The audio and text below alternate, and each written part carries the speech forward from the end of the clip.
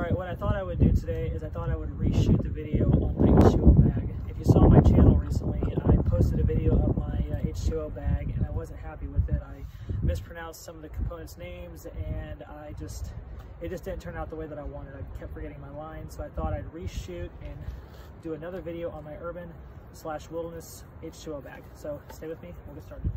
Alright, so I brought the camera down a little bit closer so you guys can see what I actually keep in here. Now, the last video that I shot, like I said, I messed up a bunch and I messed up my lines. I mispronounced the knife that I carry on here, and I actually recently just added some new things in here, and I thought I would show them real fast. So we're going to start with the sides first. So on the side over here, I have a ace bandage that's being held by a rubber band. Now, the only thing holding this ace bandage in place is just the rubber band, because I figured, you know, an ace bandage, if you need to get to that quickly, you need to be able to rip it off and use it quickly rather than digging through your bag. So I keep an ace bandage on the side.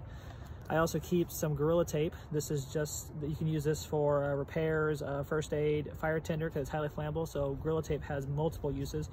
And on the side here, the knife I keep is just the Mora Companion. In my last video, I called this the Mora Clipper. This is the Mora Companion, and I actually profiled it with a file to give it that sharp 90-degree spine. So just a cheap little simple Mora knife. And the sheath I have rigged out as the Cody Lundeen Survival Kit knife. I have a Bic lighter right here. On this side right here, I have a non-lubricated condom. The paracord on here is the lanyard itself with an emergency whistle. I don't have an LED flashlight for it yet. I'm planning on picking up one, but when I get one, I'm going to add one to this kit. So I have the sheath decked out to for the Cody Lundeen Survival Kit. So with my Mora Companion. And on the other side, I have a 3mm 55-gallon drum liner. These things have multiple uses. You can use them as a poncho, you can use them to collect water in, you can use them to store water in, you can use them as a sleeping bag.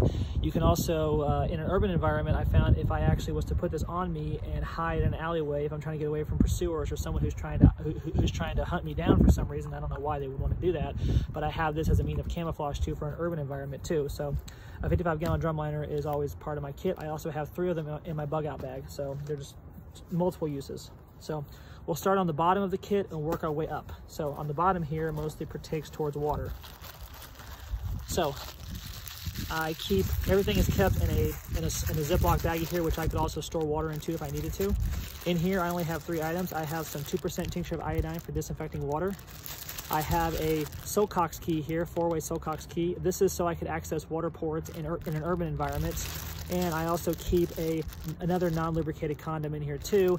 And mostly this is just also for storing water. You can actually store up to a 1 liter of water inside a condom, but you have to be careful with condoms because they're extremely brittle, and one wrong move, you can instantly break the condom and lose all your water if that's what you're using to store your water in. But I have other means in here to store water in too, besides this Ziploc baggie and this non-lubricated condom. So this is my small water kit, again, both for urban and wilderness environments. So that's the bottom portion. So we're going to dive into the middle portion here. First thing you see is just a small first aid kit here that I have put some duct tape on to indicate first aid. This just has some basic stuff in it.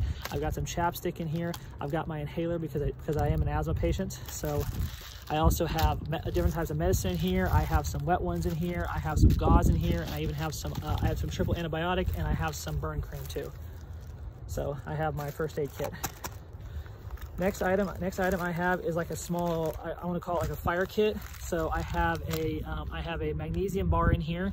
I have a Bic lighter wrapped in Gorilla Tape, and I also have a Fresno lens for getting a fire going in solar. But mostly if I'm in an urban environment and I'm not in a wilderness environment just yet, I would use my Bic lighter to get a fire going, or my magnesium bar. The Fresno lens, I'd mostly use that if I'm in a wilderness environment, but most time in an urban environment, you don't really need to get a fire going. So this is mostly designed for like if I can get to the woods in time. So I keep a little fire kit in there. Next 2 items I keep in here are just a basic flashlight. So just a cheap little flashlight. I got a pack of 3 of these for Christmas, and I put one in here.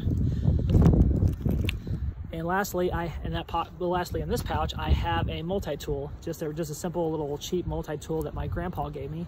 Got some pliers on it. It's got a knife. It's got a little saw on it. It's got a little bottle opener, and it's even got, on this side, it's got a flathead screwdriver, and on the other side, it's got a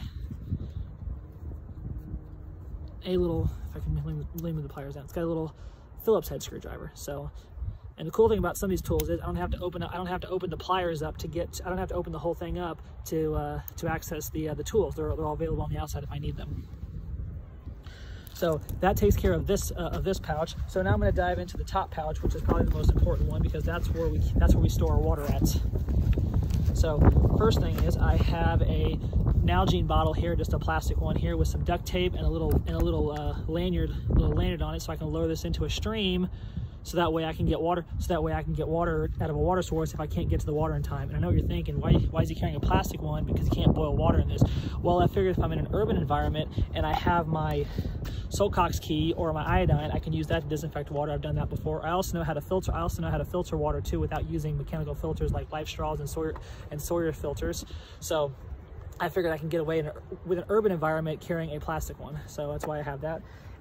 But I do have, in the bottom here, and they're pretty tight, I do have a GSI nesting cup. It also can double as a small pot too. I can use this to boil water and cook food in if I need to. So as long as I have a way to transport water and boil water and cook in, I'm good to go. But if I'm going to start out in an urban environment, I figure it's good to always have, I figure I can clean my water in an urban environment using chemical means, because you can't put this in the fire.